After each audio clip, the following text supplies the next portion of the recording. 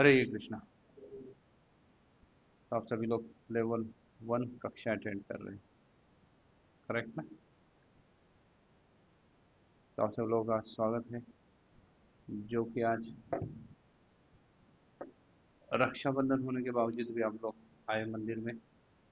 आप लोग ने कितने लोगों ने झूलन में सहभाग लिया था? झूलन यात्रा चल रही है उसमें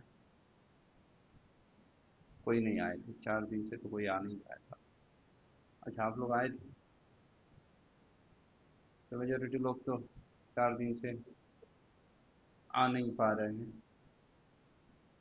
वैसे आज रक्षाबंधन के साथ साथ एक बहुत ही महत्वपूर्ण चीज़ है, वो है कि आज आती है बलराम पूर्णिमा।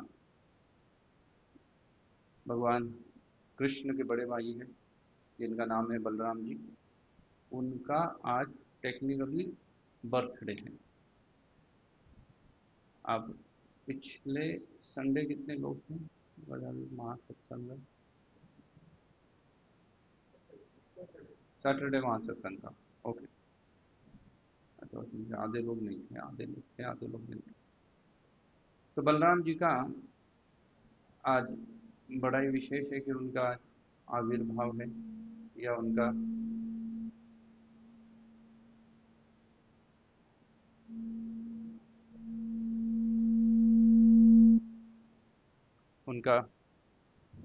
बर्थडे बोल सकते हैं, या उनका आविर्भाव बोला जाता है प्राय। भौतिक संसार में तो लोग जयंती मनाते हैं, पुण्यतिथि मनाते हैं। ये सिर्फ, वैसे तो जयंती भी नहीं होनी चाहिए किसी की। उनका सिर्फ क्या होता है, जन्म दिवस हो सकता है और मृत्यु दिवस होता है। लेकिन भगवान के साथ भगवान का कोई भी जन्म दिवस नहीं होता है या जयंती नहीं होती है। भगवान का होता है आविर्भाव तिथि। भगवान प्रकट होते हैं और साथ साथ क्या हो जाते हैं, भगवान अप्रकट हो जाते हैं। इसलिए भगवान का प्राकट्य दिवस होता है और साथ साथ भगवान का क्या होता है, अप्राकट्य होता है। भगवान प्रकट हो जाते हैं, भगवान अप्रकट हो जाते हैं। भगवान किसी भी प्रकार की जयंती वगैरह भगवान की नहीं होती है, या जयंती का भगवान के बारे में कहा गया है जयंती, लेकिन वो बहुत ही टेक्निकल टर्म है कि कौन सी परिस्थिति में सिर्फ क्या कहा जा सकता है, जयंती कहा जा सकता है। बहुत ही टेक्निकल टर्म है कि इस टेक्निकलिटी या ऐसी परिस्थिति में ही क्या कहा जाएगा, जयंती कहा जाएगा। वो परिस्थिति नहीं आती है तो फिर उसको जयंती भी नहीं कहा जाता है। तो बलराम जी को समझने के लिए हमें बलराम तत्वों को समझना पड़ेगा। प्रायः तो हमें क्या है ना, हम भगवान को समझना नहीं चाहते हैं। भगवत गीता में बहुत ही सुंदर श्लोक भगवान बोलते हैं, जन्म कर्म च मे दिव्यम योनो वेति तत्वतः तत्वा देहम पुनर्जन्म नैति मामेति सो अर्जुन। भगवान बोलते हैं मेरा जन्म और कर्म दोनों भी कैसे है, दिव्य है। मेरा जन्म भी दिव्य है और उसके साथ साथ मेरा कर्म भी दिव्य है। और इस दिव्यत्व को जो जानता है वो पुनश्च क्या नहीं लेगा, उसका जन्म नहीं होता है।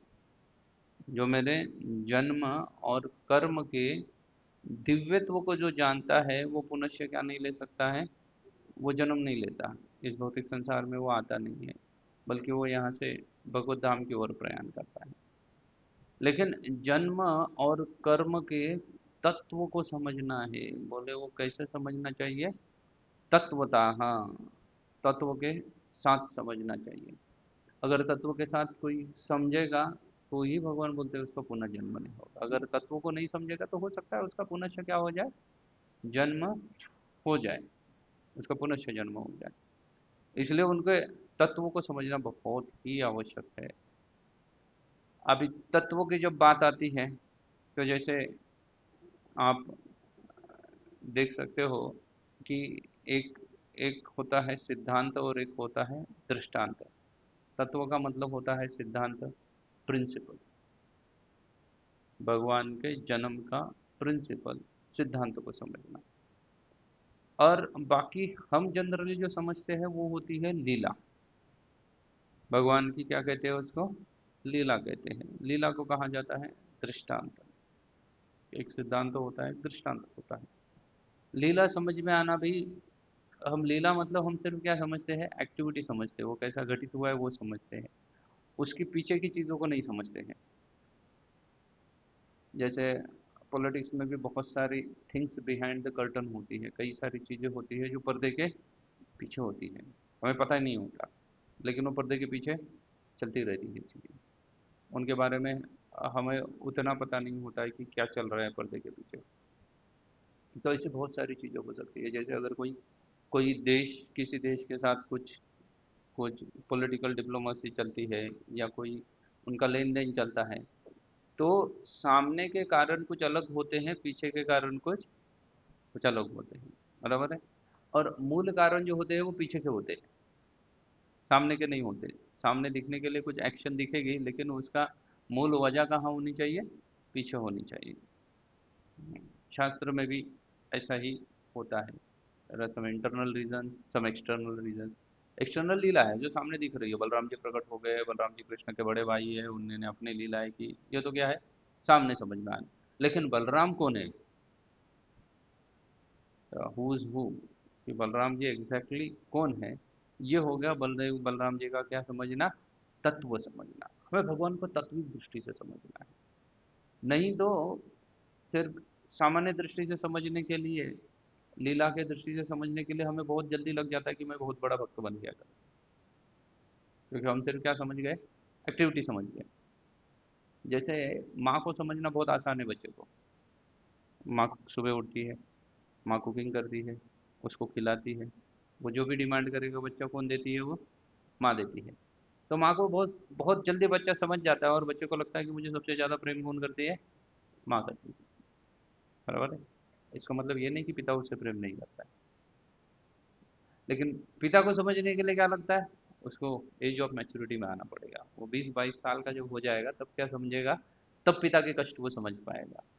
नहीं तो उसको लगता है अरे कौन है व्यक्ति, सुबह जब मैं उठता हूँ तब घर में नहीं दिखता है, रात में मैं सोता हूँ तभी भी घर में नहीं दिखता है ये वाला, ये सिर्फ कब दिखता है, सैटरडे संडे। बस वही तो बोले, एक व्यक्ति है कि हम दो लोग रह रहे हैं घर में, मैं और मेरी माँ, और एक व्यक्ति एडिशनल कब दिखता है, छुट्टी के दिन, सैटरडे संडे दिखेगा या पब्लिक हॉलीडेज में दिखेगा।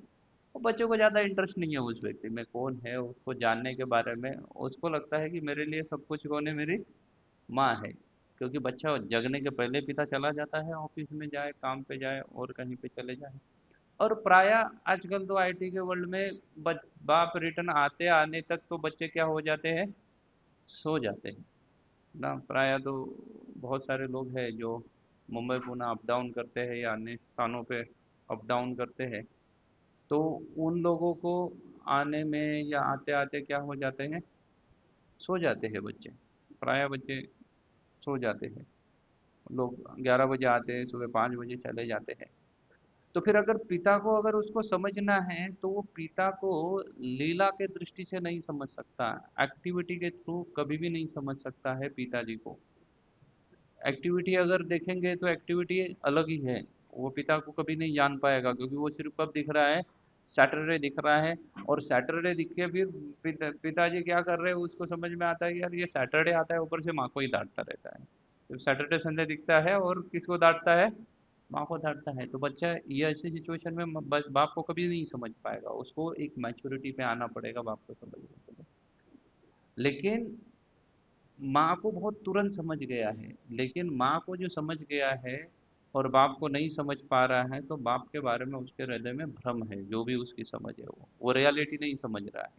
वो सिर्फ क्या समझ रहा है, भ्रम समझ रहा है, रियलिटी नहीं है। वैसे ही भगवान को तत्वों की दृष्टि से समझो। अगर लीला भी कोई हम समझते हैं तो वो लीला के पीछे का तत्व समझ में आना बहुत जरूरी है ना। कोई कोई एक्टिविटी हो रही है, कोई लीला या कोई घटना घटित हो रही है, वो घटना से ज़्यादा उस घटना के पीछे कुछ कारण हो सकते हैं वो घटित होने के लिए, वो समझ में आना चाहिए। वो कारण अगर समझ में आ जाए तो हम क्या समझे हैं, लीला को ढंग से समझ गए हैं, ऐसे होता है। इसलिए भगवान बलराम जी जो है, उनका तत्वों के बारे में हमें क्या करना चाहिए, समझना चाहिए। बलराम जी पूर्णिमा के दिन प्रकट हुए, बलराम जी कृष्ण से लगभग लगभग 8 दिन बड़े हैं, सिर्फ 8 ही दिन बड़े हैं। प्राय हमें लगता है कि लोग ऐसा सोचते हैं कि वो 1 साल 8 दिन बड़े हैं, लेकिन 1 साल 8 दिन नहीं बड़े हैं, वो सिर्फ कृष्ण से 8 दिन ही बड़े हैं उम्र में। जो मैंने पिछले लेक्चर में भी कहा था कि बलराम जी सिर्फ क्या है, 8 दिन बड़े हैं। वसुदेव जो थे, वसुदेव और देवकी को जो बंदी गृह में डाला गया था, वो वास्तव में वो होम अरेस्ट थे, बिहाइंड द बार नहीं, होम अरेस्ट होता है। होम अरेस्ट कंसेप्ट है नज़र कैद करना। आजकल भी होता है ना ऐसे, नज़र कैद किया जाता है, किसी को घर के अंदर किया जाता है, किसी को किसी पर्टिकुलर एरिया में बंद किया जाता है, आजकल भी ऐसे चलता है। हाँ, यस। कुछ कुछ ऐसे बदमाश लोग रहते हैं जिनको हर दिन शाम को पुलिस स्टेशन जाना पड़ता है, तो मेक श्योर कि वो एरिया छोड़ के नहीं गया, इसलिए उसको क्या किया जाता है, हर दिन शाम को कहाँ पहुँचना है उसको, पुलिस स्टेशन। कुछ काम नहीं रहता, 2-3 घंटा उसको बिठाते और फिर बोलते चले जाओ करके, लेकिन वो हर दिन बोलता है, और कोर्ट ऐसा डिसीजन देता है, कोर्ट के जस्टिस रहते हैं ऐसे कि तू हर दिन आएगा पुलिस स्टेशन। क्यों? क्योंकि तू बदमाश है, तू गड़बड़ ना कर रहे, वो मेक श्योर करने के लिए तुझे यहाँ पे बिठाएंगे ला के, 2-3 घंटा तो वो बिठाई देते हैं हर दिन हाजिरी होती तो। वो भी क्या है, वो एरिया अरेस्ट है, वो एरिया छोड़ के वो नहीं जा सकता है, उसको उतने समय में फिर से लौट के पुलिस स्टेशन आना ही आना है। वैसे ही वसुदेव और देव की होम अरेस्ट है, और वसुदेव की अन्य पत्नियां उनको जाके मिल सकती थी, उनको मिलना उनको अलाउड था, क्योंकि उस समय में राजा क्या करते थे, एक से ज़्यादा पत्नी हुआ करती, बहुपत्नी तब कंसेप्ट थी, अभी नहीं है, अभी बैन किया गया है। कलयुग में ना शास्त्र बोल रहा है बहुपत्नी अलाउ कर रहा है, ना ही हमारा संविधान भी अलाउ करता है। एटलीस्ट हिंदू लॉ कंसेप्ट नहीं अलाउ करती बहुपत्नी, वो एक ही पत्नी को एक्सेप्ट करते हैं। दूसरी शादी करनी तो पहली को पहले लीगली डाइवोर्स दे दो, या फिर उसकी सहमति लेके आओ, तभी दूसरा लीगल माना जाएगा, तब तक नहीं माना जाता है। तो रोहिणी जब जाके वसुदेव को मिलती थी, तो बलराम जी के प्राकट्य वक्त बलराम जी प्रकट हुए थे इनके गर्भ में, इनके देवकी के गर्भ में, और वहां से योग माया के द्वारा उनको कहाँ शिफ्ट कर दिया गया, रोहिणी के गर्भ में। और जैसे ही वो रोहिणी के गर्भ में शिफ्ट हुए, तो वसुदेव ने उनको सलाह दी कि आप क्या करो, आप एक सैनिक का वेश परिधान करके आप गोकुल चली जाओ करके। तो इसलिए रोहिणी वहां से कहाँ शिफ्ट हो गई, गोकुल चली गई, नहीं तो वो पहले से नहीं रहती नंद बाबा के साथ, वो तो बाद में चली गई। नहीं तो उस वक्त का, और अभी भी अगर जिस तरीके से संस्कृति है, वो संस्कृति के अनुसार अगर कोई स्त्री अपने पति के साथ नहीं रह रही और वो गर्भवती हो गई, तो ये क्या है, ये एक्सेप्टेड नहीं है समाज में। अभी के समाज में एक्सेप्टेड नहीं, तो तभी के समाज में तो इम्पॉसिबल सी चीज़ थी। तो इसका मतलब क्लियर है कि वो जाके क्या थी, उनको अलाउ था मिलना, इसलिए एक्सेप्ट कर लिया लोगों ने उस चीज़ को। और बलराम जी उनके गर्भ से विस्थापित होने के 8 दिन पश्चात ही कृष्ण प्रकट हो गए देवकी के गर्भ में, इसलिए उन दोनों के बीच में डिफरेंस कितना आ गया सर, 8 दिन का। इसलिए अब नामकरण संस्कार अगर कृष्ण और बलराम का देखो एक ही समय हो गया। अगर कोई बच्चा 1 साल बड़ा है तो उसका 1 साल पहले ही होना चाहिए था नामकरण, और 1 साल छोटा है उसका बाद में होगा, लेकिन दोनों का एक साथ ही हो रहा है। दोनों एक ही समय में उतना ही बताया गया है। भागवतम अगर आप देखोगे तो भागवतम में ऐसा बताया गया है, कृष्ण और बलराम एक साथ क्रॉलिंग करने लगे, वो घुटने के ऊपर रेंगने लगे एक साथ। अभी 1 साल बड़ा है तो वो तो चलना चाहिए था, लेकिन वो 1 साल कॉलिंग कर रहे, मतलब उनमें ज्यादा फर्क नहीं है, उनमें सिर्फ 8 दिन का फर्क है। लेकिन हम बात कर रहे हैं कि तत्व की, कि बलराम जी है कौन, कैसे उनको समझो, क्या है उनका मूल तत्व, क्या है बलराम जी का, उसको समझना बहुत ही आवश्यक है। हम तो पहले जैसे मैंने बोला कि बलराम जी की बहुत बार लोग तो जयंती वगैरह बोलते हैं, जयंती के बारे में क्लियरली लिखा गया है शास्त्र में, अगर कोई भाद्रपद महीने में रोहिणी नक्षत्र में अष्टमी के दिन जन्म लेता है, तो उसी तिथि को सिर्फ जयंती कहा गया। बाकी लोग चाहे गांधी जयंती बोले या और किसका जयंती बोले, इसका वैल्यू कितना है, 0 है। शास्त्र सिर्फ कहता है जयंती कब हो जाएगी, भाद्रपद महीने में रोहिणी नक्षत्र में अष्टमी के दिन अगर कोई कोई जन्म लेता है, तो उसको क्या कहा जाएगा, जयंती कहा जा सकता है, क्योंकि भाद्रपद महीने में रोहिणी नक्षत्र में अष्टमी के दिन कृष्ण का जन्म हुआ है, इसलिए वो क्या है, उसी को जयंती कहा गया। आचार्य तो कहते हैं कि वो भगवान का अवतार होना चाहिए तो ही जयंती होगा, नॉर्मल लोग जन्म लेंगे तो भी वो क्या नहीं काउंट किया जाता, जयंती नहीं काउंट किया जाता। तो इसलिए हर साल जन्माष्टमी भी अष्टमी में रोहिणी नक्षत्र में नहीं आती है, वो थोड़ी ऊपर नीचे होती रहती है, तो हर जन्माष्टमी भी जयंती में नहीं चली जाती है। लेकिन फिर भी बलराम जी के आविर्भाव को कभी कभी जयंती कहा जाता है, क्योंकि बोले, आचार्य कहते हैं कि उस दिन रोहिणी नक्षत्र भले ही ना हो, लेकिन महीना तो भाद्रपद चल रहा है, अष्टमी तो नहीं है, लेकिन और तो चंद्र रोहिणी नक्षत्र में नहीं हो सकता है, लेकिन फिर भी ये रोहिणी के गर्भ से जन्म लिया है। भले रोहिणी नक्षत्र नहीं था, लेकिन गर्भ किसका था? रोहिणी का गर्भ था, इसलिए बोले इनका भी क्या काउंट किया जा सकता है, जयंती बोली जा सकती है। नहीं तो बाकी लोगों का कोई जयंती वयंती नहीं होता है, उनका जन्म दिवस होता है और मरण दिन होता है। लोग बोलते हैं पुण्यतिथि।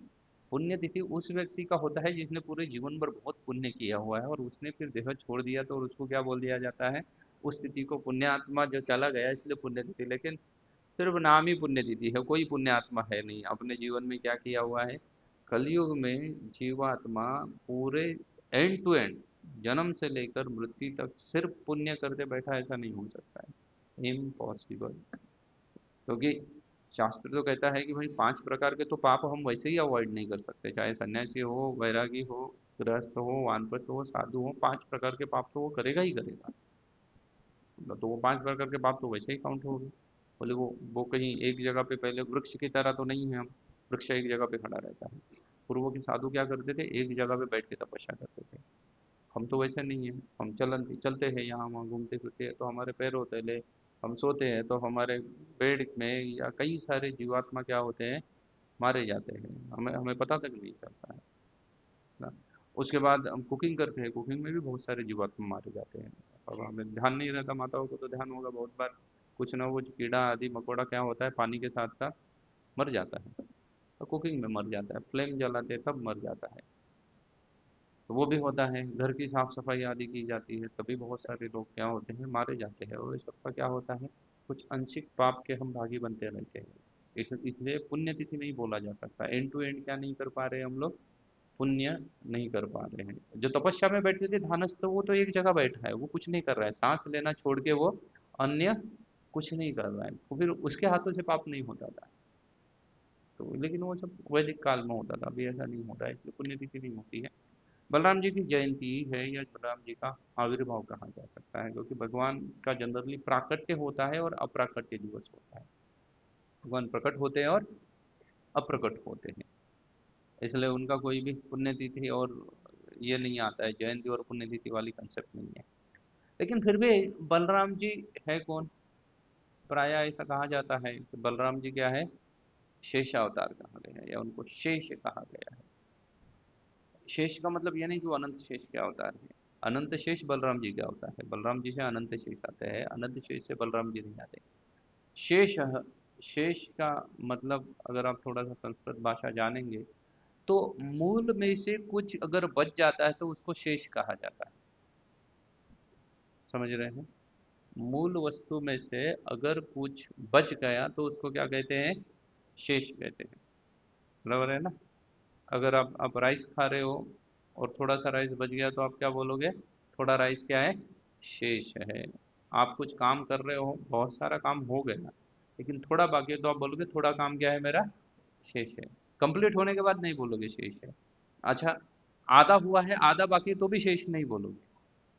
शेष, हाँ, 50-50 को भी शेष नहीं कहा जाता है। शेष मतलब क्या है, मेजॉरिटी हो गया है, 80-90% हो गया है और थोड़ा सा बचा हुआ है, तो फिर क्या कहा जाएगा उसको, शेष कहा जाएगा। अपने 10% काम किया और बोले कि 90% शेष है, ऐसा नहीं होता है। शेष, शेष मतलब 90% हो गया और शेष है, शेष का मतलब ही होता है कि थोड़ा बाकी किया। तो वैसे ही भगवान का भगवत तत्व जिनमें है उसे कहा जाता है शेष।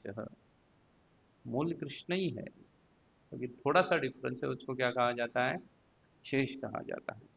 अगर तत्व के दृष्टि से समझना है तो लघु भागवतामृत में बहुत ही सुंदर तरीके से लिखते हैं रूप गोस्वामी ये सभी अवतारों के बारे में, क्योंकि हमें बार बार ऐसा पता नहीं चलता है कि ये अवतार ऐसा क्यों हुए, ये परशुराम ऐसे क्यों है, बुद्ध भी अगर भगवान विष्णु के अवतार है तो फिर उनके मंदिर क्यों नहीं है, उनको मंदिर में स्थापित क्यों नहीं किया जाता है, परशुराम जी को मंदिर में क्यों नहीं किया जाता है स्थापित। वराह का वराह अवतार भी तो है, उनका भी कहीं मंदिर नहीं है, देखा कभी आपने मंदिर में वराह भगवान को बिठा हुआ है, उनका मंदिर में होता है। अन्य भी है, कश्यप है, कछुए को मंदिर में मूल विग्रह करके कभी बिठाया हुआ देखा है आपने? देखा है कश्यप को? नहीं बिठाया जाता है। फिर आपने कई बार विश्व रूप के बारे में भी सुना होगा।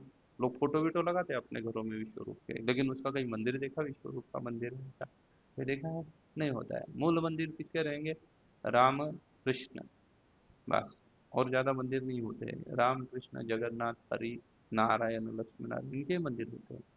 तो बाकियों के मंदिर क्यों नहीं है? क्योंकि अवतारों में बहुत सारा तत्व भरा पड़ा है, और उस तत्व के अनुसार उसको क्या किया जाता है? डिफ्रेंशिएट किया जाता है, और तत्व के अनुसार डिफ्रेंशिएट किया जाता है। तो अभी तत्व के दृष्टि से अगर बलराम जी देखने जाएंगे तो भगवान बलराम जी कौन है? प्रभुपाद तो लिखते हैं, प्रभुपाद जी लिखते हैं Krishna is black Balram and Balram is white Krishna. बोलते हैं उनमें दोनों में क्या नहीं है? ज्यादा फर्क नहीं है, सिर्फ किसका फर्क है? रंग भेद है सिर्फ, बस। बलराम जी जो है वो क्या है? वो सफेद कृष्ण है, और कृष्ण जी है वो क्या है? काले बलराम जी है। सिर्फ बोलते रंग भेद है, बाकी कुछ ज्यादा भेद नहीं है। अच्छा, बाकी भेद नहीं है, रंग भेद है, तो भी थोड़ा सा समझना मुश्किल हो रहा है कि कैसे किया जाएगा। तो भगवान के जितने भी सारे अवतार होते हैं, इन अवतारों को तीन भागों में विभाजित किया जाता है। They are divided into three parts. तीन भागों में क्या किया जाता है? उनको डिवाइड किया जाता है तीन अलग अलग भागों में। अभी ये तीन भागों में डिवाइड करने के बाद, या तीन भागों में डिवाइड होने के बाद अलग अलग भगवान के अवतारों को कौन कौन से भाग है? तो उसमें सबसे पहला आता है स्वयं रूप। अच्छा, आप बोलोगे प्रभु जी ये कहाँ पे लिखा है?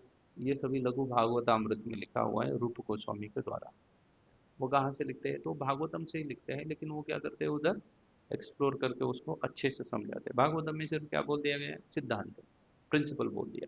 लेकिन हम थ्योरम बोलते हैं ना, मैथमेटिक्स में होता है। वो सिद्धांत का उपयोग करके आप बहुत बड़ा गणित को क्या कर सकते हो? सॉल्व कर सकते हो। तो वैसे ही ये सिद्धांत रूप में भागवतम में कहा गया है, और सिद्धांत भागवतम में बोला जाता है। क्या बोला जाता है भागवतम में सिद्धांत के रूप में? तो भागवतम में बोला गया है कि भाई पहला क्या है भगवान के अवतारों में? पहला डिफरेंशिएट आएगा, उसको कहा जाता है, पहली चीज उसको कहा जाता है स्वयं रूप। अवतारों का क्लासिफिकेशन करेंगे तो वो तीन भागों में होता है। पहला स्वयं रूप, स्वयं रूप के बाद दूसरा क्लासिफिकेशन होता है तदेकात्म रूप। पहला हो गया स्वयं रूप, दूसरा हो गया तदेकात्म रूप। स्वयं रूप, तदेकात्म रूप, और फिर तीसरा विभाजन किया जाता है। वो तीसरा विभाजन किया जाता है स्वांशः, या स्वांश से ज्यादा उसको आवेश बोला जाता है, आवेश रूप। स्वयं रूप, तदैतात्म रूप, और तीसरा क्या हो गया? आवेश रूप। तीन भागों में मोटा मोटी विभाजित किया जाता है। अब ये तीन भागों को अगर हम समझने का प्रयास करेंगे तो स्वयं रूप, स्वयं रूप किसको कहते हैं? विभाग किए हैं ना भगवान के अवतारों के, विभाग किए हैं। वन विभागों में पहला विभाग क्या कहा गया है? स्वयं रूप। अभी स्वयं रूप किसको कहेंगे? तो स्वयं रूप कहते हैं कि भगवान कृष्ण स्वयं है, उसको अन्य उनमें कोई भी बदलाव आदि नहीं है, उसको स्वयं रूप कहते हैं। कैसे स्वयं रूप कहेंगे उनको? तो भगवान कृष्ण है, आपने रासलीला के बारे में सुना होगा, बराबर है? तो भगवान के साथ लाखों करोड़ों गोपियां नृत्य कर रही थी, लेकिन भगवान अपने आप को विभाजित करके हर गोपी के साथ, उनमें कोई कम ज्यादा नहीं था। वो स्वयं सभी के सभी क्या है? कृष्ण ही है। There is no even a tinge of difference. थोड़ा सा भी एक तिल के इतना भी क्या नहीं है? डिफरेंस नहीं है। वो सभी उतने ही शक्तिशाली है, उतने ही गुण है उनमें, उतने ही क्या है? भगवत्ता है। ये हो जाते हैं स्वयं रूप। भगवान डिवाइड तो हो गए। जैसे भगवान ने 16,108, आठ तो प्रिंसिपल है, लेकिन 16,000 रानियों के साथ एक साथ विवाह कर लिया था, भागवतम में आता है। तो 16,000 विवाह मतलब कैसा था? क्या महाराष्ट्र में करते हैं ना विवाह, बीच में पर्दा पकड़ा जाता है अंतर पाठ में, एक तरफ लड़की खड़ी रहती है, एक तरफ लड़का खड़ा रहता है। तो ऐसा नहीं था कि भगवान एक तरफ खड़े और बाकी 16,000 एक तरफ उधर खड़ा कर दिया और भगवान के विवाह हो गया, ऐसा नहीं था।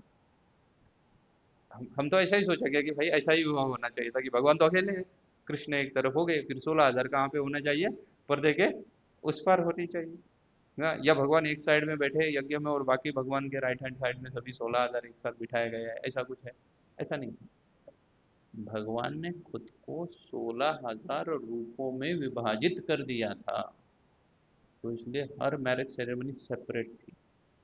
वहाँ पे भगवान सेपरेट थे, हर रानी के साथ भगवान सेपरेट थे। आप कृष्णा बुक में या श्रीमद् भागवतम में देखोगे, भगवान को मिलने के लिए जब एक बार नारद मुनि जाते हैं द्वारिका में, तब तब वो भगवान की दिनचर्या का वर्णन कर रहे हैं। कौन बता रहे थे भगवान की दिनचर्या? नारद मुनि स्वयं बता रहे हैं कि उनकी दिनचर्या कैसे होती है। तो बहुत सारी दिनचर्या व्यक्त करने के बाद वो बोलते हैं कि शाम वो कोर्ट में जाते हैं, मतलब इसमें दरबार में, और दरबार से जब आते हैं तो पूरे द्वारका में भगवान के महलों का एक पूरा पूरा सेक्शन था, एक पूरा सिटी सेपरेट सेक्शन बनाया हुआ था। आजकल सिटी बनती है ना, सीधा सीधा बड़े बड़े सिटी बनाए जाते हैं, जैसे लोडा सिटी है, वैसे सिटीज बनाए जाते हैं, उन्हीं में सब कुछ हो। तो भगवान की 16,000 रानियों के लिए सेपरेट महल थे, नॉट बेडरूम्स। क्या थे? सेपरेट महल, हर रानी के लिए सेपरेट महल था। और भगवान जब उस एरिया में प्रवेश करते थे तो भगवान अपने आप को 16,000 रूपों में विभाजित करते थे। तो ऐसा नहीं था कि अगर एक रानी के पास कृष्ण है तो उस दिन दूसरे के महल में कृष्ण नहीं है, ऐसा नहीं था। वो क्या करते थे, हर दिन हर महल में भगवान उपस्थित रहते थे। इसको कहा जाता है स्वयं रूपम। उनमें कोई डिफरेंस नहीं है। एक रानी के साथ कृष्ण है, वो दूसरे रानी के साथ जो कृष्ण है उसमें कम ज्यादा कुछ नहीं है, इसलिए इसको क्या कहा जाता है? स्वयं रूप। वो स्वयं भगवान है, it doesn't require any support. वो स्वयं क्या है? परिपूर्ण स्वयं भगवान है। उसके बाद फिर दूसरा क्या बताया मैंने? दूसरा क्लासिफिकेशन क्या बताया? तद एकात्म, उनके जैसे ही लेकिन थोड़ा सा फर्क। तद एकात्म, उनके जैसे ही लेकिन थोड़ा सा फर्क। थोड़ा सा फर्क क्या हो सकता है? रंग रूप लीला आदि भेद। रंग रूप और लीला में क्या हो सकता है? भेद हो सकता है, इसलिए उनको क्या कहा गया? तदेकात्म रूप। तदेकात्म कहा गया है क्योंकि उनमें क्या हो सकता है? रंग रूप आदि क्या हो सकता है? भेद हो सकता है। वो भगवान ही है लेकिन फिर भी क्या है? रंग रूप आदि भेद है। तो भगवत्ता क्या कितनी कर गई? ऑलमोस्ट भगवान ही है, लेकिन रंग रूप लीला में क्या हो सकता है? उनका भेद हो सकता है। और ये तदेकात्म रूप में जो तदेकात्म रूप में जो रूप आते हैं, उन रूपों को कहा जाता है विलास। विलास रूप कहते हैं उनको। तदेकात्म रूप ही है वो सभी, लेकिन उनको क्या कहा गया है? विलास कहा गया। प्रथम विलास, द्वितीय विलास, तृतीय विलास, चतुर्थ विलास, ऐसे प्रथम, द्वितीय एंड और चार, ऐसे कुल मिला के 4 + 2 6 विलास स्वरूप है भगवान के। तो इनको विलास ही कहा गया है, फर्स्ट सेकंड थर्ड फोर्थ ऐसे विलास। लेकिन ये है क्या? तदेक आत्मा, वो कृष्ण के जैसे ही है लेकिन थोड़ा थोड़ा कहीं पे डिफरेंस है। स्वयं रूप में बिल्कुल डिफरेंस नहीं है, लेकिन तदेक आत्मा में क्या हो सकता है? कहीं पे मार्जिनल डिफरेंस आ सकता है, थोड़ा सा डिफरेंस आ सकता है। वो डिफरेंस किस में रहेगा बोला गया है? रंग रूप लीला, तीन में डिफरेंस। कैसे रंग रूप में डिफरेंस है बलराम जी?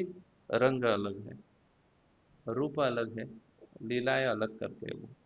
कृष्ण जैसी लीलाएं नहीं करते, उनकी लीलाएं क्या हो सकती है? अलग हो सकती है। कृष्ण जैसी लीलाएं नहीं हो सकती है। उनके रूप में भी अलग है, रूप भी दिखने के लिए क्या नहीं रहेंगे? मोरपंख आदि बलराम जी नहीं धारण करते हैं, और रूप भी अलग है।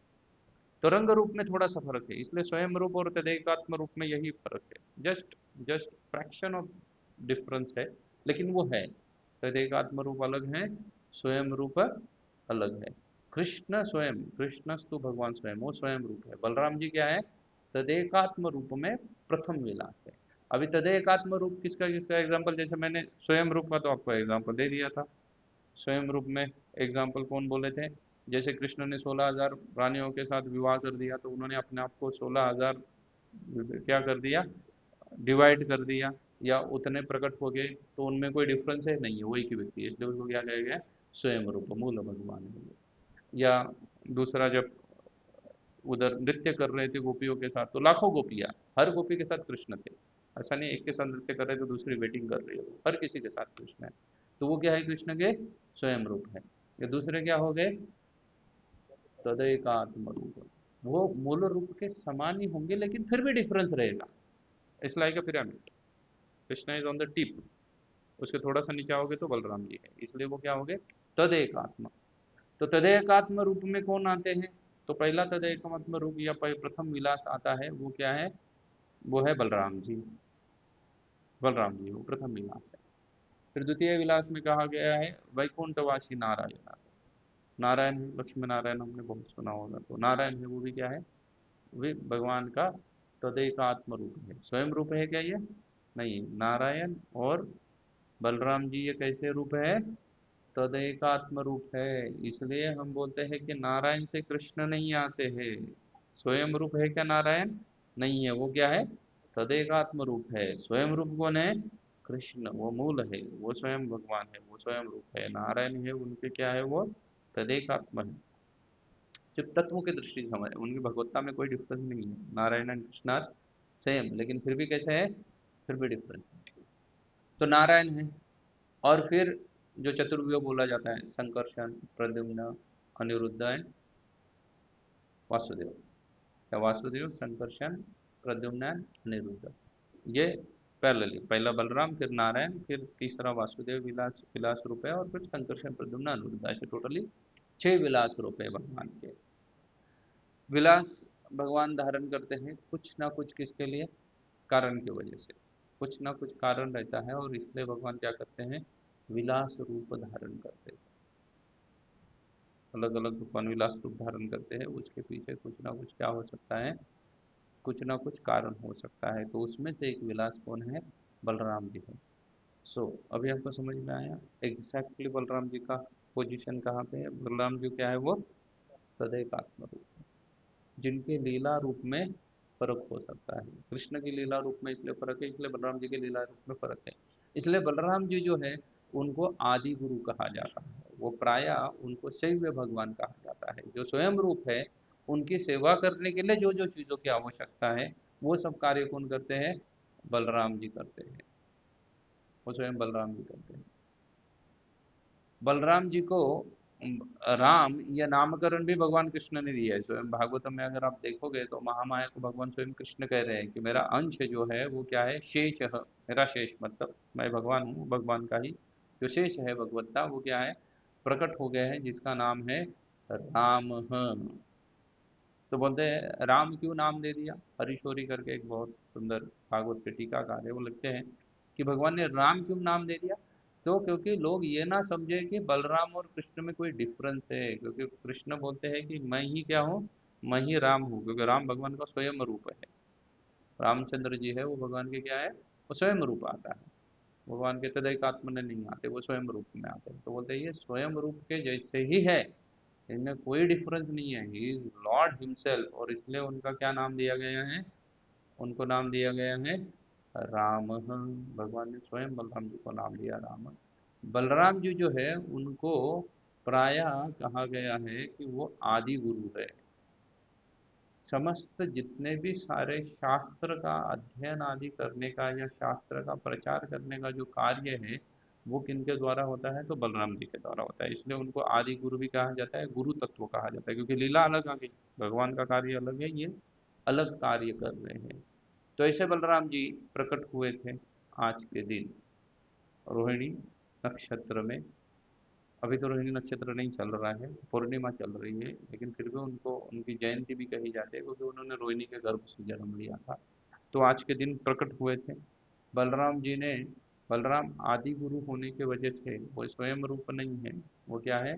तदेकात्म है। लीला कैसी रहेगी? अलग लीला रहेगी। इसलिए बलराम जी किसी का वध नहीं करते हैं।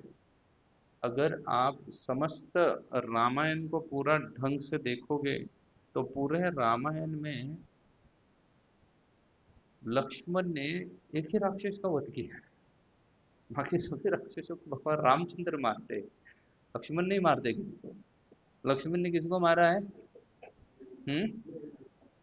उसको मेघनाथ को मारा था। बाकी फिर आप देखो कि किसी मेजर राक्षस को लक्ष्मण ने मारा हुआ वर्णन आता है? नहीं, सब किससे लड़ने जाते हैं? राम से लड़ते हैं और मर जाते हैं। अच्छा, ऐसा क्यों है? अच्छा, बलराम जी जन्म लेने के लिए आए, बलराम जी को भी क्या कहा गया है? राम दिया गया है नाम, क्योंकि बोले वो लेगेसी कंटिन्यू होना चाहिए, वो डिफरेंस नहीं है, वो मेरे जैसा ही है। इसलिए भगवान स्वयं उनको राम नाम देते हैं। और बाद में वो बल में कृष्ण से गोपगण उनको ज्यादा शक्तिशाली मानते थे, क्योंकि वो बड़े हैं इसलिए बोलते हैं ये ज्यादा शक्तिशाली है, इसलिए वो बलराम हो गए। नहीं तो राम नाम तो स्वयं कृष्ण ने दिया हुआ है। तो बलराम जी पे अगर आप देखोगे पूरे लीला में, बलराम जी ने 125 ईयर्स बलराम जी थे। कितना समय थे यहाँ पे? 125 साल। 125 साल में उन्होंने भी कितने राक्षसों को मारा? दो राक्षसों को, प्रलंबासुर को मारा और एक धेनुकासुर को मारा। दो ही राक्षसों को मारा, बाकी का महाभारत का युद्ध चालू हो गया, बोले मैं नहीं युद्ध में लड़ूंगा, मैं कहाँ जाऊंगा, मैं तीर्थाटन करूंगा। हालांकि कृष्ण ने भी बोला मैं युद्ध नहीं लड़ूंगा, लेकिन बोले मैं मरवाऊंगा सबको, मैं खुद नहीं मारूंगा, लेकिन मैं क्या करूंगा, दूसरों के हाथों इनको सबको मरवाने का मैं काम करूंगा, भले मैं शस्त्र ना धारण करूं। तो वो युद्ध से अपने आप को अलिप्त नहीं रह पाए। वो युद्ध में थे, खाली क्या नहीं उठाए, शस्त्र नहीं उठाऊंगा बोले, लेकिन मरवाऊंगा मैं सबको। लेकिन बलराम जी ने ऐसा कार्य नहीं किया। वह है बिकॉज गुरु जो होता है ना वो बड़ा कंपैशनेट होता है। गुरु जो होते हैं वो क्या रहते हैं, वो कंपैशनेट रहते हैं, बड़े दयावान रहते हैं। उनको पता है कि अगर ऐसे मरवाने के चक्कर में तो सबको मरवा दिया भगवान ने। चाहे महाभारत का युद्ध हो चाहे रामायण का युद्ध हो, क्या कर दिया भगवान ने, सबको मरवा दिया। तो गुरु सोचते हैं कि अगर ऐसा कार्य करते रहेंगे तो कोई भक्त नहीं बनेगा, अगर मरवाने का है तो बोले कोई लायक भी नहीं है जीने के, वो सब क्या कर रहे हैं, पापाचरण कर रहे हैं, इसलिए सभी को मरवाना पड़ेगा। लेकिन बोले ऐसा करेंगे तो प्रचार कैसे बढ़ेगा, लोग भक्त कैसे बढ़ेंगे, इसलिए बलराम जी को आदि गुरु कहा जाता है, इसलिए वो किसी को मारते नहीं है। वो क्या करेंगे, समझाने का प्रयास करेंगे, उसको ज्ञान देने का प्रयास करेंगे। इसलिए कहा जाता है कि भगवान की सेवा में जितना सारा एक्सपांशन है किया गया, वो किसके द्वारा किया गया है, तो प्रभुपा जी कहते हैं वो बलराम जी है। तो बलराम जी स्वयं भगवान की सेवा में जिन जिन चीज़ों की आवश्यकता होती है उन उन रूप में क्या करते हैं, अपने आप को प्रकट करते हैं। इसलिए बलराम जी को मूल गुरु कहा गया है, आदि गुरु कहा गया है, मूल गुरु तत्व जो है वो बलराम जी है। तो ऐसे बलराम जी का प्राकट्य दिवस है। उन्होंने उन्होंने पर्टिकुलरली जब रूप गोस्वामी और जीव गोस्वामी जब कमेंट्री में लिखते हैं, उन्होंने मारा था किसको, उन्होंने सिर्फ पहले तो एक प्रलंबासुर को मारा और उसके बाद धेनुकासुर को मारा। धेनुकासुर को जब मारते हैं तो उसमें वो लिखते हैं कि उसके पीछे कारण थे, कृष्ण मारना नहीं चाहते थे धेनुका को, इसलिए उन्होंने बलराम जी को दे दिया उसको मारने के लिए, नहीं तो बलराम जी नहीं मारना चाहते थे, कृष्ण नहीं मारना चाहते थे धेनुका को। उसके पीछे एक पूर्वक वजह है, धेनुकासुर जो है ना वो प्रहलाद महाराज की जनरेशन में आता है, उनके वंश में आता है धेनुकासुर। और प्रहलाद बहुत ही छोटे थे। आप में से कितने लोगों ने कभी महाअवतार नरसिंहा मूवी आई वो देख लिया? अच्छा, कुछ लोगों ने देख लिया, कुछ लोग जाके देखो, है ना। खान लोगों के मूवी देखने से अच्छा है किसका देखो, ऐसे मूवीज देखो जिससे क्या हो जाए, संस्कार हो सके लोगों के ऊपर। तो आप देखोगे तो प्रहलाद बहुत ही छोटे थे, 5 साल का बालक है, ऊपर से भगवान का भक्त है, और फिर भी भगवान ने किसको मार दिया, उसके पिता को मार दिया। इसलिए भगवान को बहुत बुरा लगा। प्रहलाद की एक तो 5 साल का है, 5 साल का बालक मतलब उसको पिता होना आवश्यक है, लेकिन भगवान ने किसको मरवा दिया, उसके उसके पिता को ही मार दिया भगवान ने। तो भगवान को बड़ा बुरा लगा, इसलिए भगवान ने प्रहलाद को कह दिया कि आइंदा तुम्हारे लिनियज में कोई आता है ना, मैं उसको मारूंगा नहीं। लेकिन तो इसलिए आगे आप देखो गड़बड़ ये, उसके आगे तो बलि महाराज भी आया, लेकिन बलि महाराज को वध नहीं किया भगवान ने, वामन देव ने क्या कर दिया, उनको उनको सुधार दिया, उनको अपना भक्त बना दिया, उनका वध नहीं किया उन्होंने, क्योंकि उन्होंने वैसा वर दिया था या वचन दिया था, तो प्रहलाद को वचन दिया था। और ये प्रलम ये जो है ना, ये धेनु का उसी उसी क्या किया था, उसी कुल में जन्म लिया था धेनु का ने। और इसलिए कृष्ण उनको मारना नहीं चाहते थे, बोले क्योंकि मैंने प्रहलाद को क्या दिया है, वचन दिया है। लेकिन बोले बदमाश भी है ये, इसका वध भी आवश्यक है, तो ना आवश्यक है, इसलिए वो कार्य किसको दे दिया उन्होंने, बलराम जी को दे दिया। बलराम जी को देने के बाद वो लीला अगर आप देखोगे तो धेनुका का मृत्यु बहुत महत्वपूर्ण चीज नहीं है वो पूरे लीला में, अगर आप भागवतम ठीक से पढ़ोगे तो बलराम जी ने धेनुका के पैरों को पकड़ा, उसने आके भगवान को, कि वो गधे के रूप में है धेनुका जी, खर, गधे को खर भी कहा जाता है, तो खर के रूप में है। तो एक तो भगवान कुछ आचार्य बोलते हैं कि भगवान ने बलराम जी को दे दिया कि भगवान अपना पोजीशन मेंटेन रखना चाहते थे। दे आर लिटिल क्या कर रहे हैं, अन्य अलग अलग एंगल रहते हैं एक लीला को देखने के। वो बोल रहे हैं कि बोले कि इसके पहले एक खर को भगवान कृष्ण ने स्वयं मारा था। अगर आप रामलीला में चलोगे तो खर और दूषण करके दो राक्षस थे, जिसको भगवान ने वध किया था कहाँ पे, पंचवटी में। खर और दूषण को वध किया था। तो बोले एक खर को मैंने मारा है तो मेरा रेपुटेशन वैसे ही मेंटेन रखना चाहिए, खर का क्या करने वाला, मृत्यु देने वाला या खर का वध करने वाला। बोले इसलिए इसको किसके द्वारा मैं मरवाऊंगा, बलराम के द्वारा मरवाऊंगा। तो राम ने खर को मारा, पहले भी किसने मारा, राम ने मारा, और सेकंड टाइम भी किसने मारा खर को, राम ने मारा, बलराम ने मारा। तो भगवान कृष्ण वो रेपुटेशन अपना मेंटेन करना चाहते थे, इसलिए उसको मारने का चांस किसको दे दिया उन्होंने, बलराम जी को दे दिया। लेकिन फिर भी वो लीला अगर आप देखोगे तो वो लीला में ज्यादातर क्या लिखा हुआ है, उसको पकड़ते हैं, उसके पैर को घुमाते हैं और एक बड़े वृक्ष के ऊपर फेंक देते हैं, ताल वृक्ष के ऊपर फेंकते हैं। बड़ा ताल का वृक्ष था। फिर एक वृक्ष उसके वजन से टूट जाता है और दूसरे वृक्ष पे गिरता है, दूसरा वृक्ष तीसरे वृक्ष पे गिरता है, चौथे पे गिरता है, और ऐसा करके वो पूरा तालवन क्या हो जाता है, नष्ट हो जाता है। इसलिए अभी वृंदावन में कोई ताल का वृक्ष नहीं दिखता है। सब ताल वृक्ष बंगाल में दिखेंगे, उड़ीसा में दिखेंगे, है ना। मुंबई में सिर्फ ताल के फल बेचने के लिए आएंगे, यहाँ पे ताल के वृक्ष नहीं दिखेंगे। तो वहां पे पूरा तालवन नष्ट कर देते हैं, और उसका वर्णन बहुत अच्छे से किया हुआ है कि कैसा एक वृक्ष दूसरे पे गिरा, दूसरा तीसरे पे गिरा। तो फिर आचार्य कहते हैं कि भाई सुखदेव गोस्वामी को क्या कोई काम नहीं है, और ऊपर से वो परीक्षित महाराज के साथ उनको कथा सुना रहे, तो ये वृक्ष गिरने की चीजों को क्यों इतना एक्सटेंड कर रही है, इतना उसको महत्व दे रहे हैं। तो वहां पे फिर हरीशौरी जी लिखते हैं, विश्वनाथ चक्रवर्ती ठाकुर भी उसी को रिपीट करते हैं या उसी को आगे कंटिन्यूअस करते हैं। और कहते हैं ये वृक्ष जो है ना ये तपस्वी है, एक जगह पे खड़ा रहता है, चाहे बरसात हो, चाहे गर्मी हो, और चाहे ठंड हो, एक जगह पे खड़ा रहता है, कहीं यहाँ मिलता है कुछ, यहाँ वहाँ नहीं मिलता। बोले एक तपस्वी की तरह है। लेकिन ये तपस्वी की तरह होने के बावजूद भी उसको क्या चाहिए, मीठे मीठे फल आने चाहिए वृक्ष के, तो वृक्ष बड़ा खुश हो जाता है, उसके ऊपर फूल आ जाए, फल आ जाए तो क्या हो जाता है, वो खुश हो जाता है। बोले बहुत सारे जो सिद्धिकामी और जो क्या है, जो ब्रह्म ब्रह्मन में लीन होना चाहते हैं, ब्रह्म ज्योति में, वो इस वृक्ष की तरह है। वो भी क्या होते हैं, एक जगह खड़े रहेंगे, तपस्या करेंगे। पूर्व काल में तो बहुत सारे लोग बहुत सारी ऑस्टरिटीज करते थे, वृक्ष भी ऑस्टरिटी करता है। तो बोले उन ऑस्टरिटी वालों को भगवान बलराम जी संदेश देना चाहते हैं कि ऑस्टरिटी से क्या नहीं हो सकता है, आप भगवान को प्राप्त नहीं कर सकते हो। आपको अगर भगवान को प्राप्त करना है तो आपको उनकी सेवा में लगना पड़ेगा। वो सब फल को नीचे गिरा के भगवान ने क्या किया था, बलराम जी ने कृष्ण को भेंट दिया था। नहीं तो वृक्ष भी बहुत सारी ऑस्टेरिटी करते हैं। हम सिर्फ तपस्या करते रहेंगे, भगवान के प्रति कोई भी सेवा भाव नहीं उत्पन्न कर पाएंगे, तो फिर हमारा जन्म जीवन भी कैसा है, वृक्ष की तरह है। वो तो हमसे ज्यादा ऑस्टेरिटी कर रहा है, ज्यादा तपस्या कर रहा है। क्योंकि बलराम जी आदि गुरु हैं, इसलिए वो ये कई सारी चीजों की शिक्षाएं वो क्या करते रहेंगे, देते रहेंगे। तो ऐसे बलराम जी है जो कि बड़े ही दयालु है। पूरा 125 साल में सिर्फ दो लोगों को उन्होंने वध कर दिया है।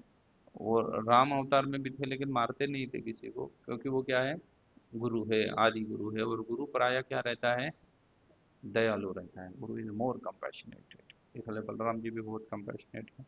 उनका आज का दिन आयुर्बा तिथि है, तो हमें सबको उनके क्या करनी चाहिए, प्रार्थना करनी चाहिए कि हमें भी क्या दे दे, शक्ति दे दे, गुरु के चरणों में क्या लेने की, शरणागति ले दी। जितना व्यक्ति गुरु के चरण में शरण ग्रहण करता है ना, ऐसा कहा गया है चैतन्य चरितामृत में, दीक्षा काले शिष्य करे आत्मसमर्पण। अगर कोई शिष्य आत्मसमर्पण करता है, तद उपरांत गुरु तारे करे आत्मसम, उसके उपरांत उसके पश्चात ही गुरु उसको किसके जैसा बना देगा, अपने जैसा बना देगा, उसको भी शुद्ध भक्त बना देगा गुरु। लेकिन पहले क्या चीज है आवश्यकता, पहली चीज है आत्मसमर्पण करने की। तद विधि प्रणिपातेन परिप्रश्नेन सेवया उपदेशान्ति ते ज्ञानम ज्ञानी नाम तत्वदर्शिना। तद विधि प्रणिपातेन, आपको विधि के अनुसार किसी गुरु की शरण लेनी चाहिए। परिप्रश्नेन सेवया, पहले उनकी सेवा करो। या प्रश्न पूछो, प्रश्न पूछने के बाद उसका उत्तर की अपेक्षा मत करो, क्या करो, उनकी सेवा करो। सेवा मतलब गुरु का चरण की सेवा करना सेवा नहीं है। सेवा का मतलब उसके आदेश का पालन करो। हम तो सेवा का मतलब यही समझते हैं कि किसी के पैर दबाना सेवा होती है, वो उतने वो भी एक सेवा है, लेकिन वो सेवा नहीं है। मूल सेवा क्या है? किसी के आदेश का पालन करना, ये मूल सेवा है। क्योंकि चरण, किसी का अगर चरण प्रक्षालन आप करते हो या किसी का ना मसाज कर लेते हो तो कितने समय के लिए करोगे? 15 मिनट, 20 मिनट, आधा घंटा। लेकिन आदेश पालन कब तक करना है? जीवन भर। इसलिए आदेश पालन करना ये मूल सेवा है ना, परिप्रश्न सेवा है। और अगर आप इसकी सेवा करोगे तो वो व्यक्ति प्रसन्न हो जाएगा, गुरु प्रसन्न हो जाएगा। फिर वो क्या करेंगे? उपदेशांशिते ज्ञानम, वो उस ज्ञान का उपदेश करेंगे। कौन? ज्ञानी नाम तत्वदर्शिना, वो ऐसे ज्ञान का उपदेश करेंगे जिसको आपको साक्षात तत्व के दर्शन हो जाएंगे, आपको तत्व समझ में आएगा। और अगर भगवान बोल रहे हैं, भगवान क्या बोलते हैं? जन्म कर्म च में दिव्यम योनो वेति तत्वतः। क्या बोल रहे हैं भगवान? तत्वतः जो समझता है। इधर क्या बोला गया? उपदेशांति ते ज्ञानम ज्ञानी नाम तत्वदर्शिना। कौन सा उपदेश करेंगे जिससे आप किसको समझ सकते हो? तत्व को समझ सकते हो। समझ रहे हैं आप? दोनों जगह पे कृष्ण तत्व का शब्द प्रयोग कर रहे हैं। बोले ये वो ज्ञान प्रदान करेगा जिससे आप तत्व समझ सकते हो। यहाँ बोल रहे हैं कि मेरे जन्म और कर्म का तत्व अगर कोई समझता है, और ये ज्ञान भी वही प्रदान करेगा जिससे तत्व समझोगे। और अगर वो तत्व समझ जाओगे तो फिर क्या है? फिर से क्या है? जन्म नहीं होता ही भौतिक संसार में, वो कहाँ चला जाएगा? आध्यात्मिक संसार में चला जाएगा। इसलिए आप जाके बलराम जी से प्रार्थना कीजिएगा कि वो क्या करें, आपको आपको गुरु के चरण में शरणागति लेने की बुद्धि प्रदान करें। हरे कृष्णा। किसी को कोई प्रश्न है? क्योंकि आज झूलन यात्रा भी चल रही है। भगवान राधा कृष्ण को झूलों पे बिठा के क्या किया जाता है? उनको बुलाया जाता है। तो वो चालू हो गया, क्योंकि वो 6:30 से चालू होता है। जी ब्रो जी।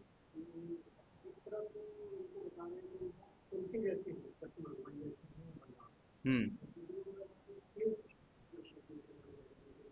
हम्म। इसी को तो अचिंत्य भेदाभेद कहा जाता है, कि वो वैसे है भी और वैसे नहीं भी है। वैसे भी है लेकिन कुछ डिफरेंस है, इसलिए शेष कहा गया है। उनमें लीला, रूप, रंग आदि डिफरेंट है, वो कृष्ण जैसे नहीं है। लेकिन फिर भी भगवत तत्व उनमें क्या है? शेष है। भगवान है वो भगवत तत्व उनमें वैसा ही है, इसलिए वो शेष है। हाँ, लेकिन रंग, रूप, लीला आदि उनका पूरा पूरा क्या है? 180 डिग्री अपोजिट है। सब कुछ 180 डिग्री अपोजिट है, लेकिन फिर भी उनको शेष कहा गया। और किसी को कुछ पूछना है? नहीं तो अच्छा, तीसरा वाला आवेश है। लेकिन हमें तो बलराम जी तक ही पहुंचना था ना। आवेश एक है भगवान के, इसमें भगवान के अवतारों में स्वयं रूप, तदेक आत्म रूप, आवेश रूप। आवेश रूप प्राय वो भगवान नहीं होते हैं। भगवान की शक्ति प्रकट होती है किसी जीवात्मा के द्वारा, उसे आवेश कहा जाता है। भगवान की शक्ति किसी जीवात्मा में प्रवेश करती है और प्रकट होती है, तो फिर उसको क्या कहा जाता है? आवेश कहा जाता है। फिर आवेश भी दो भागों में विभाजित होता है, लेकिन उसको आवेश कहा जाता है। ये मैं जितना बोल रहा हूँ उसके बहुत सारे पीछे ये है ना। श्रीमद् भागवत का ना करके 240 पेजेस का बुक है, सिर्फ अवतारों का डिफरेंस बताने के लिए कि अवतारों को कैसे क्लासिफाइड किया जाता है। 240 पेज लिखे हुए हैं, और 240 पेज सिर्फ संस्कृत में श्लोक लिखे हुए हैं। उसका ट्रांसलेशन करके फिर वो बड़ा बन जाता है ना, 500 पेज का बुक बन जाता है। लेकिन सिर्फ श्लोका लिखे हैं 240 पेज भर के, सिर्फ क्या समझाने के लिए? क्लासिफिकेशन ऑफ अवतारा समझने के लिए। तो इसलिए आवेश में भी आगे कई सारे डिफरेंस होते हैं। लेकिन आवेश जनरली हम बात करते करते भी बोलते हैं कि कोई व्यक्ति को बहुत गुस्सा आ गया तो हम बोलते हैं उसको एकदम आवेश आ गया है, बोलते हैं ना, ऐसा होता है। या किसी किसी में भूत प्रेत आदि घुस जाता है तो उसको आवेश बोला जाता है। तो उसके शरीर में कोई प्रेतात्मा घुस गया है तो वो क्या हो गया है? आवेश है। तो वो मूल प्रेतात्मा है क्या? नहीं है, ये अलग शरीर है। ये जीवात्मा अलग है, लेकिन किसी अन्य शक्ति ने उसके अंदर प्रवेश कर लिया है तो उसको क्या बोला गया है? आवेश बोला गया है। तो वैसे ही कोई जीव रह सकता है, लेकिन भगवान की कई सारी शक्तियां हैं। उन शक्ति में से कोई एक शक्ति किसी जीव के साथ जन्म लेती है, जीव के शरीर में प्रवेश करके जन्म लेती है। तो वो मूल भगवान है क्या? नहीं है। वो कौन है? जीव है। लेकिन वो शक्ति कौन है? शक्ति किसकी है? भगवान की है, इसलिए उसको रिस्पेक्ट कैसा देना चाहिए, भगवान के जैसा देना चाहिए। और उससे अवतारों को कहा जाता है आवेश रूप।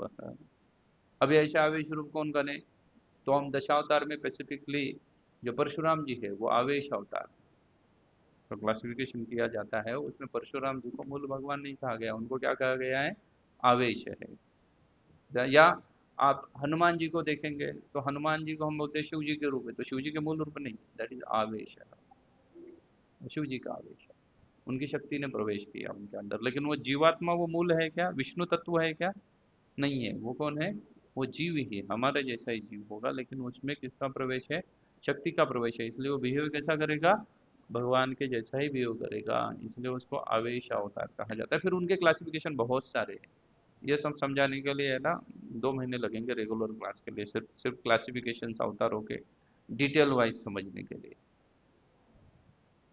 जय गुरु।